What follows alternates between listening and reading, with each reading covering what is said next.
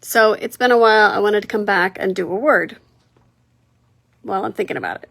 So I wanted to do mathematics because obviously that's sort of like the foundational word for everything else that I'm talking about as someone who teaches math.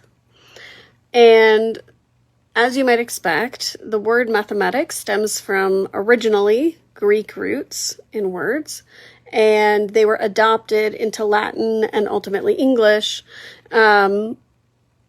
originally from Greek.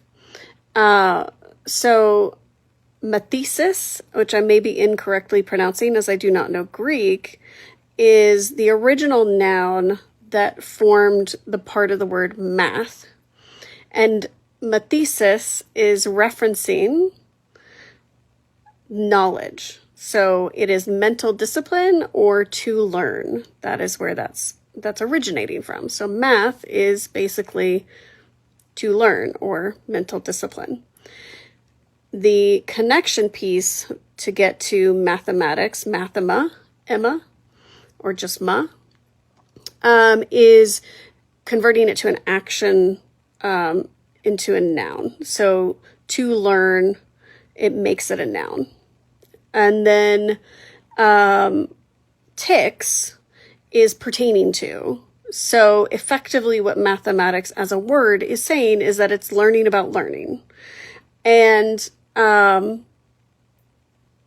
which is sort of fascinating that it's sort of like a foundational learning point based on just the way in which the word is written. And there's a quote in here from Plato that I'm going to butcher, but basically was saying like you needed math to have knowledge. Sort of like Plato's view, which I find funny because today math is somewhat dismissed by a lot of society. So you've probably heard the term before, but just like you go to the gym and you train and you work muscles to grow stronger physically, math, quite literally in the way that the word is defined, is working your brain using mental discipline to grow smarter.